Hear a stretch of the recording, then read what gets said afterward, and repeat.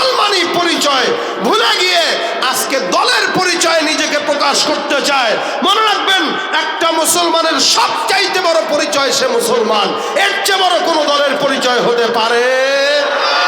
আল কোরআনের সৈনিক আমি, নেই তো কোনো ভয়, এক আল্লাহর গোলাম আমি, এই তো পরিচয়।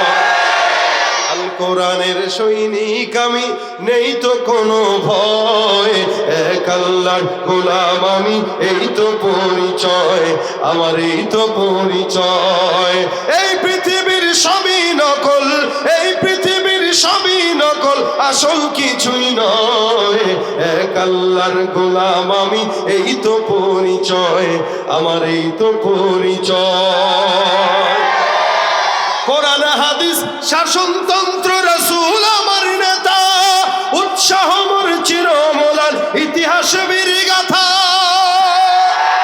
এক আল্লাহ ছাড়া আমার দিলে, এক আল্লাহ ছাড়া আমার দিলে নেই তো কারো ভয়, এক আল্লাহর গোলাম আমি, এই তো পরিচয় আমার, এই তো পরিচয়। আল কোরআনের সৈনিক আমি, নেই তো কোনো ভয়, এক আল্লাহর গোলাম আমি, এই তো পরিচয় আমার, এই তো পরিচয়। নারায়ে তাকবীর। আজকের মাহফিলে কি, আজকের মাহফিলে কি জওয়ান বেশি না বুড়া বেশি? কথা বলে না। আমিও যুবক, আমি বিশ্বাস করি মাহফিলে যুবকরাই বেশি, কিন্তু আমি আওয়াজ যুবকদের মতো পাচ্ছি না, আমি বুড়াদের মতো পাচ্ছি। এই কারণে আমি একটু পরীক্ষা করবো, বাজায় দেখবো বুড়ার আওয়াজ বেশি নাকি জওয়ানের আওয়াজ বেশি। রাজি আছেন? আমি প্রথমে তাকবীর দেব, বুড়ারা আল্লাহু আকবার বলবেন। কারা কারা বুড়া আছেন হাত তুলেন। অল্প কয়জন তুলছে। আচ্ছা, জওয়ান কারা কারা হাত তুলেন। আপনিও জওয়ান, দাড়ি দুই চারটা পাকা দেখা যায়। দেখছেন, এই মানুষে বুড়া হইতে চায় না, বয়স বাড়লেও। এই জন্য আমাদের দেশের মহিলাদেরকে মার্কেটে যেয়ে যদি আন্টি বলেন না, মাইন্ড করে প্রচুর। কেন মাইন্ড করে? আপনি কোন দুঃখে আমাকে আন্টি বলছেন? আমার বয়স হইতে পারে 40, কিন্তু আমার অন্তরের বয়স এখনো 20 আছে। আজকের মাহফিলে বুড়া তারা, বিবাহ করেছে যারা। ঠিক আছে, বলেন কারা কারা বিয়ে করেছেন হাত তুলেন। আমি আছি সাথে, টেনশন নেই, হাত তুলেন। বিয়ে করেছেন কারা কারা? তুলছেন তো ভাই? ভাই করছেন না বিয়ে? মাশাআল্লাহ, একটা হাত তুলছেন। এই দেখেন, আপনার পাশে কে বিয়ে করার পরেও হাত তুলে নাই? তাহলে নামটা আমার কাছে বলেন, আমি মাইকে ঘোষণা করি, বাসায় গেলে আজকে খাওন বন্ধ। কথা ঠিক নেই? বিবাহিতরা তাকবীর হবে, শুধু বিবাহিতরা। নারায়ে তাকবীর। এই তোরা বিয়ে করছিস? এরা কয় আমার বাপে আওয়াজ তুলে না, তো আমি কি করবো? বাপের কাজে আমি দেই। শুধু বিবাহিতরা। আরেকবার পোলাপান চুপ। নারায়ে তাকবীর। এবার অবিবাহিতরা হাত তুলো। কারা কারা অসহায়, গরিব, মিসকিন আছে, বউ নাই? তুলছেন? হ্যাঁ। এখন দেখেন কে বিবাহিত আছে, সে হাত তুলতেছে না। আজকে জওয়ানরা কম মনে হইতেছে, আওয়াজে কি বেশি হবে? আছে মাশাআল্লাহ। লিল্লাহি তাকবীর, নারায়ে তাকবীর। কোরআন সুন্নাহর আলো। মাশাআল্লাহ, আওয়াজ বেশি হইছে না কম হইছে? এই আওয়াজ শেষ পর্যন্ত থাকবে। বিপ্লবমান জীবন দেয়া বসে থাকা নয়, সে কোনদিন আসবে না রে করো যদি ভয়। আসবে বিজয় রক্ত আর জীবনের বিনিময়, আসবে বিজয় রক্ত আর জীবনের বিনিময়। বিপ্লবমান জীবন দেয়া বসে থাকা নয়, সে কোনদিন আসবে না রে করো যদি ভয়। লড়াইয়ের ওই ময়দানেতে যেতে তোমাকে হবে, প্রয়োজনে সব রক্তটুকু জমিনেই ঢেলে দেবে। লড়াইয়ের ওই ময়দানেতে যেতে তোমাকে হবে, প্রয়োজনে সব রক্তটুকু জমিনেই ঢেলে দেবে। তবুও তোমায় লড়তেই হবে, মানিবে না পরাজয়। তবুও তোমায় লড়তেই হবে, মানিবে না পরাজয়। বিপ্লব মানে জীবন দেয়া বসে থাকা নয়, সে কোনদিন আসবে না রে করো যদি ভয়। কোথা থেকে কোন ভিনদেশী শকুন আমার দেশে এসে সেবার নামে বসলো জুড়ে মীর জাফরের বেশে। ওদের করতে নাস্তানাবুদ হতে হবে নির্ভয়, ওদের করতে নাস্তানাবুদ হতে হবে নির্ভয়। বিপ্লবমান জীবন দেয়া বসে থাকা নয়, সে কোনদিন আসবে না রে করো যদি ভয়। ভয় পাবো কাকে? মাশাআল্লাহ, আল্লাহ পাক আমাদের অন্তরে শুধুমাত্র আল্লাহ পাকের ভয় ঢোকা। ইসলামের খুঁটি পাঁচটা। সর্বপ্রথম কি?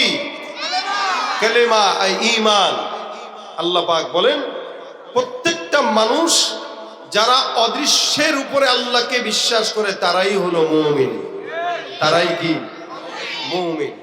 আমাদের দেশে কিছু কিছু বেঈমান শিক্ষিত নামধারী মুনাফিক নাস্তিক আছে, এরা এই কথা বলে যাকে দেখি না তাকে মানতেও পারি না, জান্নাত দেখি না তো জান্নাত মানি না, জাহান্নাম দেখি না তো জাহান্নাম মানি না। আমি বলবো আহাম্মকের দল, তুই তো নিজের আয়না ছাড়া পিঠটাকেও দেখতে পারো না। যেই মানুষ তার নিজের পিঠকে দেখতে পারে না, মাথার চুলকে দেখতে পারে না, আয়নার সাহায্য ছাড়া ও আল্লাহকে দেখবে, এটা কি বিশ্বাস করা যায়? কিন্তু এই সমস্ত নাস্তিক যারা, এদের একটা জিনিস আছে দেখবেন, এরা হিন্দু ধর্মের ব্যাপারে কিছু বলে না, খ্রিস্টানদের ব্যাপারে কিছু বলে না, ইহুদিদের ব্যাপারে কিছু বলে না, ইসরায়েলের ব্যাপারে কিছু বলে না, যত চুলকানি সব মুসলমানদের ব্যাপারে। তার মানে বোঝা গেল এরা প্রকৃত নাস্তিক না, মোটামুটি গাঁজা খাওয়ার টাকার জন্য ইসলামের বিরোধিতা করে। ঠিক কিনা জোরে বল। এজন্য আল্লাহ পাক ঈমানদারের গুণ বর্ণনা করেন, আল্লাযীনা ইউমিনুনা বিল গায়ব। ঈমানদাররা অদৃশ্যের প্রতি বিশ্বাস করবে। আল্লাহকে দেখে নাই, জান্নাত দেখে নাই, জাহান্নামও দেখে নাই, এরপরেও মানবে কি মানবে না? আল্লাহকে বিশ্বাস করবে কি করবে না? আচ্ছা, আমরা আল্লাহকে না দেখলেও আল্লাহ আছে, এটার প্রমাণ আছে না নাই? জান্নাত আছে, প্রমাণ আছে না নাই? জাহান্নাম আছে, প্রমাণ আছে না নাই? কেন? বলে আমার নবী 63 বছরের জিন্দেগিতে একটা মিথ্যা কথাও, এই নবী মিরাজে যে জান্নাত দেখেছে, জাহান্নাম দেখেছে, আল্লাহ পাকের দিদার দেখেছে, রাসূল আমাদেরকে বলেছে, আমরা রাসূলের কথা বিশ্বাস করে এই ব্যাপারে আমরা ঐক্যমত যে আল্লাহ পাকের হাবিব যেটা বলেছে এটা সত্য, অর্থাৎ জান্নাত, জাহান্নাম, আল্লাহ, হাসর, মিজান সব সত্য, কোনো সন্দেহ নাই। এজন্য ঈমানদারের এটা গুণ, আল্লাযীনা ইউমিনুনা বিল গায়ব। এই কারণে আল্লাহ পাক বলেন অদৃশ্যের প্রতি যারা বিশ্বাস করবে তারা হলো মুমিন। একজন ঈমানদার আল্লাহকে না দেখে বিশ্বাস করবে আল্লাহ একজন আছে না নাই? জান্নাতকে দেখে নাই, জাহান্নাম দেখে নাই, এরপরেও ঈমানদার বান্দা বিশ্বাস করবে আল্লাহ একজন আছে। আল্লাহ পাক রব্বুল আলামিন বলেন একটা বান্দা আল্লাহকে না দেখে, জান্নাত জাহান্নাম না দেখে বিশ্বাস করবে আল্লাহ একজন। এরপরে বান্দার জন্য 2 নাম্বার কাজ হলো, এটা 1 নম্বরে ঈমান, 2 নম্বরে কাজ হলো নামাজ। কালেমার পরে বান্দা নামাজ আদায় করবে, 1 নম্বরে বান্দা কালেমা মানবে, জবান দিয়ে স্বীকার করবে লা ইলাহা ইল্লাল্লাহ মুহাম্মাদুর রাসূলুল্লাহ। একটা ঈমানদার বান্দা জবান দিয়ে স্বীকার করবে আল্লাহ একজন, একটা ঈমানদার বান্দা জবান দিয়ে স্বীকার করবে মুহাম্মাদুর রাসূলুল্লাহ একজন। এই কারণে ঈমানটা 3টা জিনিসের সমন্বয় হয়। 1 নাম্বার তাসদীক বিল জিনান, 2 নাম্বার ইকরার বিল লিসান, 3 নাম্বার আমল বিল আরকান। তাসদীক বিল জিনান মানে অন্তর দিয়ে বিশ্বাস করবে আল্লাহ এক। 2 নম্বরে ইকরার বিল লিসান, অন্তর দিয়ে বিশ্বাস করার পর বান্দা তার জবান দিয়ে স্বীকার করবে লা ইলাহা ইল্লাল্লাহ মুহাম্মাদুর রাসূলুল্লাহ। আল্লাহকে না দেখেও বান্দা এই কালেমা আদায় করবে। নবী বলেন মান ক্বালা লা ইলাহা ইল্লাল্লাহ ঈমানান ওয়া ইহতিসাবান ফাদাখালাল জান্নাহ। কেউ যদি ঈমানের সঙ্গে ইহতিসাবের সঙ্গে কালেমা আদায় করে, আমার নবী ডাক দিয়া বলেন ওই বান্দাটা বিনা হিসাবে আল্লাহ পাক তারে জান্নাতি বানায় দিবে। শুধুমাত্র কালেমা আদায় করে কোনো বান্দা যদি জিন্দেগিতে সমস্ত হুকুম কামগুলো মানে, আল্লাহর নবী বলেন বান্দা নিশ্চিত জান্নাত, আল্লাহ পাক রব্বুল আলামিন ওই বান্দাকে জান্নাত দান করবেন। হ্যাঁ, এখন আপনি মনে করবেন তাহলে তো সমস্ত বান্দা গুনাহগার হলেও কালেমা পড়ার কারণে জান্নাতি। হ্যাঁ হ্যাঁ, বান্দা যারা ঈমানের সঙ্গে কালেমা আদায় করবে, লক্ষ কোটি গুনাহ করার পর আল্লাহ পাক রব্বুল আলামিন ওই বান্দাকে একদিন না একদিন জান্নাতে নিবে। যখন হোক, হয়তো 10 লক্ষ বছর পর বা 1 কোটি বছর পর বান্দা জান্নাতে যাবে, এর ব্যাপারে কোনো সন্দেহ নাই। তবে হ্যাঁ, একটু সাময়িক সময়ে বান্দাকে আযাব আল্লাহ দিবে। কেন? বলে এটা তার গুনাহ মাফ করার জন্য। যেমন এই সাদা পাঞ্জাবি ছকছকে সাদা, একটু ময়লা লাগে, বিবির কাছে দিলেন, দেখবেন গ্রামের মহিলারা মাজার মধ্যে কোমরের ভিতরে শাড়ির ওড়না বেঁধে অথবা কাপড় বেঁধে এই জামাগুলোকে উপরে উঠায় আর জোরে ফালায়, আছাড় দেয়। এখন স্বামী যদি বলে এত দামি কাপড়, এটার এভাবে আছাড় দিলে তো মায়া লাগে, থাক দরকার নাই, এখন বউ আস্তে করে আদর করে করে করে করে ডলে। বলেন তো এই আদর করে ডলার দ্বারা ভালো দাগ কি উঠবে? কেন এটাকে আছাড় দেওয়া হয়? বলে এটা দাগ দূর করার জন্য। যদি আদর করে তাহলে তো দাগ দূরও হবে না, এটা পরার যোগ্যও থাকবে না।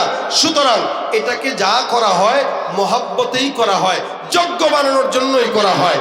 ঠিক তেমনি ভাবে একজন ইমানদার সে গুনাহ করে, সুদের গুনাহ, দুর্নীতির গুনাহ, জিনার গুনাহ, এই সকল গুনাহ করার পরে বান্দাকে যখন আল্লাহ পাক জাহান্নামের সাময়িক সময় দিবে, এটা কেন দিবে? বলে বান্দার গুনাহের দাগ দূর করার জন্য। কারণ গুনাহের দাগ নিয়ে তো বান্দা জান্নাতে যেতে পারবে না, এই কারণে এটাকে জান্নাতে যাওয়ার উপযুক্ত করে সাময়িক সময়ে জাহান্নামে দিলেও চিরস্থায়ী জান্নাত। ঠিক করে বলেন, চিরস্থায়ী জান্নাত। এই কারণে আল্লাহ পাক রব্বুল আলামিন বলেন, আল্লাহ পাক রব্বুল আলামিন বলেন অদৃশ্যের প্রতি যারা বিশ্বাস করবে এরা মুমিন। 1 নম্বরে বান্দা ঈমান আনবে, তাসদীক বিল জিনান অন্তর দিয়া বিশ্বাস করবে। 2 নম্বরে ইকরার বিল লিসান জিহ্বা দিয়া স্বীকার করবে, লা ইলাহা ইল্লাল্লাহ মুহাম্মাদুর রাসূলুল্লাহ। আল্লাহর নবীর চাচা আবু তালেব পয়গম্বরকে হাজারো হাজারো আঘাত দিলেন। এই হাজার আঘাত দেওয়ার পর নবী করিম সাল্লাল্লাহু আলাইহি ওয়াসাল্লাম আল্লাহর নবীর চাচা আবু তালেবের কাছে ইন্তেকালের আগে এসে ডাক দিয়া বলে, চাচা যান, জবান দিয়া একবার স্বীকার করে নেন লা ইলাহা ইল্লাল্লাহ মুহাম্মাদুর রাসূলুল্লাহ। আমি পয়গম্বর আপনার জন্য আল্লাহর দরবারে সুপারিশ করে জান্নাতের ফয়সালা করব। আল্লাহর নবীর চাচা ডাক দিয়া বলে, এ মুহাম্মদ, যতই আমাকে বলো না কেন, কারণ আমার পূর্ববর্তী যারা আসবে, পরবর্তীতে যারা আসবে, ঈমান আনার কারণে সবগুলো আমাকে গাদ্দার মনে করবে, যার কারণে কিয়ামত পর্যন্ত সম্ভব না আমি কালেমা পাঠ করব। তোমাকে বিশ্বাস করি তুমি নবী, কিন্তু জবান দিয়া স্বীকার করতে পারবো না। আর জবান দিয়া স্বীকার করতে না পারার কারণে আবু তালেব জান্নাতি না জাহান্নামী। এতটুকুন স্বীকার না করার কারণে আল্লাহ পাক আবু তালেবকে জাহান্নামী বানায় দিলেন। এই জন্য ভাইরা আমার, ঈমান 3 জিনিসের সমন্বয়। 1 নম্বরে অন্তর দিয়া বিশ্বাস করবে, 2 নম্বরে জবান দিয়া স্বীকার করবে, 3 নম্বরে আমল বিল আরকান, সমস্ত হুকুম আহকামগুলো পুঙ্খানুপুঙ্খানুভাবে মানবে। অর্থাৎ আল্লাহ পাক যেই কথাগুলো বলছেন, নবী করিম যেই আদেশগুলো দিয়েছেন, এই প্রত্যেকটা জিনিসের পুঙ্খানুপুঙ্খানু মানার নাম হলো ঈমান। আজকে সমাজের ভিতরে মানলেওয়ালা নাই, ঈমান কালেমা পাঠ করনেওয়ালা আছে, বিশ্বাস করনেওয়ালা আছে, কিন্তু সমাজের 100টা মানুষের দিকে তাকায় দেখবেন আল্লাহর হুকুম হাকামগুলো 100-র মধ্যে 80 জন বান্দাই মানে না। কিন্তু এরা প্রত্যেকে নিজেকে এক একজন ইমানদার দাবি করে, কি করে না? সবাই নিজেকে মুসলমান দাবি করে, কিন্তু নামাজ পড়তে যান দেখবেন ফজরের নামাজে 5 জন কাতারে দাঁড়ায় আছে। মসজিদগুলো পাকা পাকা, মুসল্লির দিকে তাকায় দেখবেন মুসল্লি নাই। অনেক বিশাল বড় হাজী সাহেব, কিন্তু নামাজ আদায় করে না, সাপ্তাহিক মুসল্লি। এই কারণে আল্লাহ পাক রব্বুল আলামিন